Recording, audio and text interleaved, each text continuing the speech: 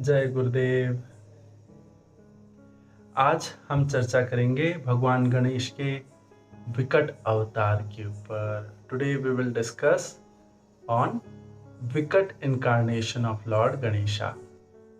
So story goes like this. When Lord Vishnu fought with a demon named Jalandhar, to kill him he has to go and meet his wife, demon's wife, Vrinda. And that time, a demon named Kamasur came into this world. तो जालंधर को पराजित करने के लिए भगवान विष्णु को जालंधर की पत्नी वृंदा का सतीत्व भंग करना पड़ा। इसके कारण से कामासुर नाम के दैत्य की उत्पत्ति हुई।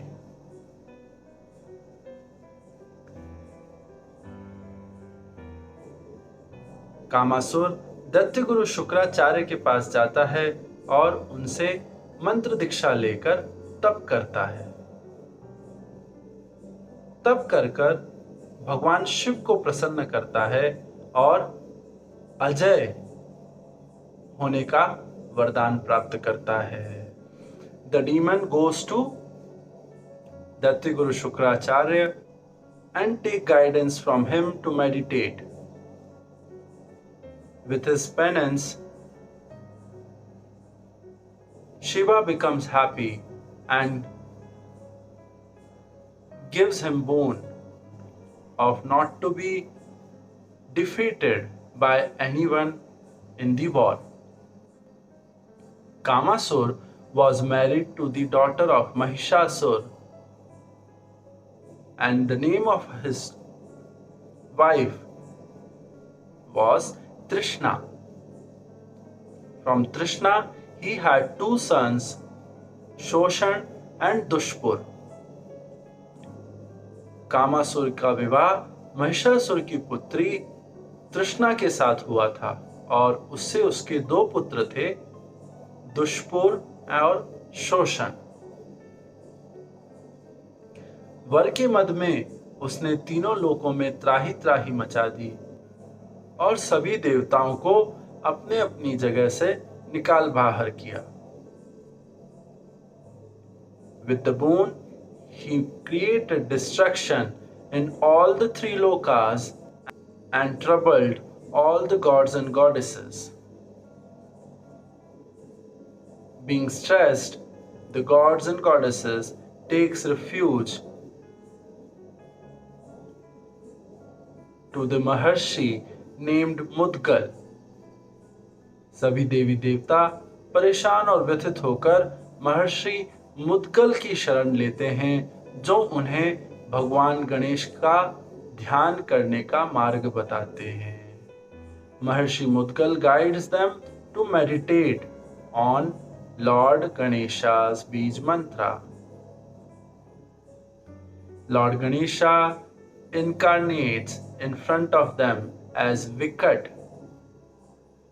with a vehicle of peacock. भगवान गणेश विकट अवतार लेकर प्रकट होते हैं, जिनका वाहन मयूर है और देवी देवताओं को आश्वासन देते हैं वे कामासुर का वध करेंगे। He tells all the gods and goddesses that their desire of killing Kamasur will be fulfilled soon. जब वे यह आश्वासन दे रहे थे, तब आकाशवाणी के द्वारा कामासुर को इस बात का पता चलता है और वो मूर्छित हो जाता है। Kamasur heard this voice through the clouds and he becomes unconscious after listening this. With more anger and in a furious state, he goes and fights with Lord Ganesha. क्रोध और आक्रोश से भरा हुआ कामासुर भगवान गणेश से युद्ध करने के लिए पहुंच जाता है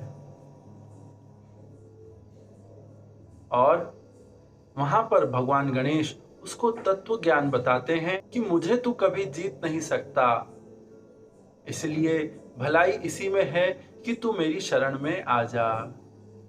दैत्य गुरु शुक्राचार्य भी उसको यही परामर्श देते हैं। When he starts fighting with Lord Ganesha, Lord Ganesha tells him that you cannot win over me. I am the reason behind all these things which are happening. You cannot win over me. So, best is to take refuge in me. Even his master, Guru Shukracharya, also suggests him the same. Listening to both, he asks questions to Lord Ganesha. दोनों की बातें सुनकर भगवान गणेश से वो प्रश्न करता है और उनको जानने की उत्सुकता जताता है। After getting satisfying answers to his questions, he surrenders. जब उसको अपने प्रश्नों का उत्तर मिल जाता है तो भगवान की शरण लेता है। भगवान गणेश विकट अवतार में उसको अपनी भक्ति प्रदान करते हैं। लॉर्ड गणेशा इन विकट incarnation gives him his devotion. So this was the story. Now let's see to the secrets behind. अब इसके पीछे छुपे रहस्य को समझते हैं। What is Kamasur? Kamasur is equivalent to lust. Our mind gets stuck with these thoughts of lust, and it is married to cravings, Trishna. So when lust and cravings, they unites, the two offsprings, Shoshan and Dushpur. Shoshan is what? Misusing the resources.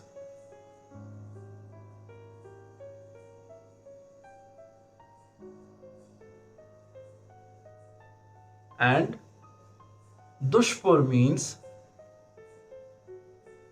the one who does not listens. When the person is into too much of lust and have cravings, he starts misusing the resources and start losing control over his own body, mind and thoughts. Kamasur का अर्थ क्या है?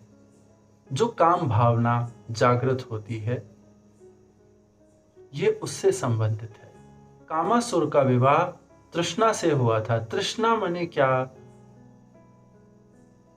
तुम्हारे पास वो चीज है, फिर भी उसके प्रति तुमको प्यास है, भूख है, तृष्णा। तो जब काम भावना तृष्णा के साथ जुड़ती है तो व्यक्ति शोषण और दुष्पूरिता का ग्रास बनता है। वो खुद का और समाज का दोनों का शोषण करता है। उसको क्या सही है क्या गलत है इसका भान नहीं रहता है। और दुष्पूरिता मतलब धृष्टता बढ़ जाती है, अराजकता बढ़ जाती है, धुन सवार रहती है। यहां पर यह विचारणीय है कि कामासुर ने बहुत प्रश्न किए युद्ध के समय। That needs to be given a thought that Kamasur asked too many questions to Lord Ganesha before surrendering. So what does that mean? When a person is too much involved in lust, his intellect gives too many reasons to not to understand what is correct. जब व्यक्ति काम भाव में प्रवृत्त होता है तो बुद्धि तर्क देती है कि वो सही कर रहा है। इसलिए प्रश्न उठते हैं, इसलिए प्रश्न कर रहा है कामासुर भगवान गणेश से। विकट, विकट का क्या अर्थ हुआ? विकट का शाब्दिक अर्थ तो होता है बहुत ही जटिल, सृजनात्मकता। सृजनात्मकता जटिल ही होती है। क्यों?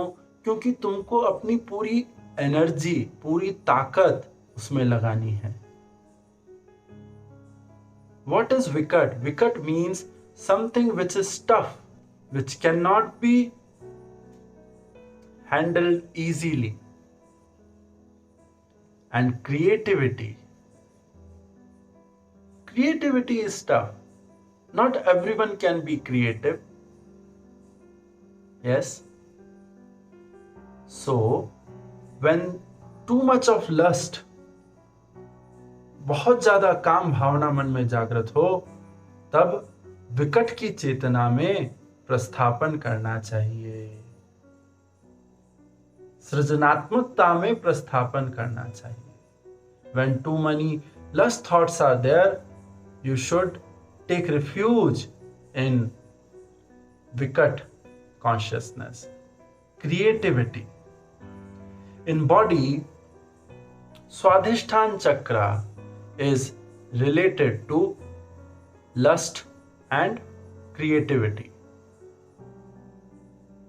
शरीर के अंदर स्वाधिष्ठान चक्र सृजनात्मकता और काम भावना दोनों से जुड़ा हुआ है, और विकट की चेतना जो है वह हमको सृजनात्मकता की ओर लेकर जाती है। Vikat consciousness takes us to the creativity. If you would have observed, Vikat being Ganesha is not on mouse. He is using peacock as his vehicle. आपने अगर ध्यान दिया हो तो विकट का वाहन मयूर है, मूषक नहीं। मयूर क्यों? मयूर सृजनात्मकता का प्रतीक है। Peacock signifies creativity.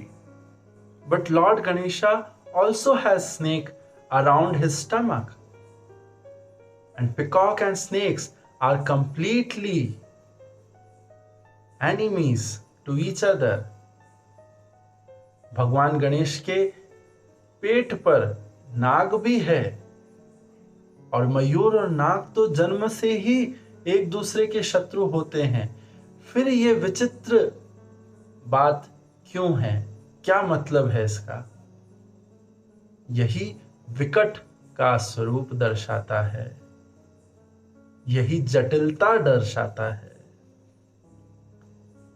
ये बताता है कि सिर्फ और सिर्फ सृजनात्मकता की आवश्यकता ही नहीं है, हमको जागरूक भी रहना है। नाग का मतलब होता है जागरूक रहना। सृजनात्मकता के साथ जागृत रहना, सजग रहना आवश्यक है। So snake also signifies awareness. So this combination of peacock and snake together shows the complexity of this incarnation. It says that with the creativity you should be aware also. Both should go hand in hand. Then only you can defeat Kamasur. तभी आप कामासुर को हरा सकते हैं। बहुत ही गूढ़ ज्ञान है इस कथा में, और यहाँ पर जो निर्देश जिनने दिया है, जो गुरु शक्ति यहाँ प्रकट हुई है, वो इस पूरे पुराण के रचयिता हैं, जिनका नाम है महर्षि Mudgal. It is a very simple story but has essence of our day-to-day life. And the guru who became the guiding light in this story is one who has created this Puran, Maharshi Mudgal. how cleverly he has written these stories with exactly required characters. महर्षि मुदगल ने बहुत ही सुंदर तरीके से इन कहानियों को गढ़ा है। चुन चुन के पात्रों को उन्होंने इन कहानियों में रखा है। तो आइए हम इनसे सीखते हैं, और जब भी हमारे अंदर कामासुर की प्रवृत्ति बढ़े, कामासुर हमारे अंदर हावी हो, तब हम विकट की चेतना में शरण लें। So let's all take refuge in Vikat consciousness whenever in life Kamasur overpowers. Remember to take refuge in Vikat consciousness. We'll meet again tomorrow with another interesting story of Lord Ganesha. कल हम फिर मिलेंगे भगवान गणेश की एक और सुंदर कथा के बारे में चर्चा करने के लिए। आशा है आप सभी को बहुत ही आनंद आ रहा होगा। I hope that you all are enjoying this series. जय गुरुदेव।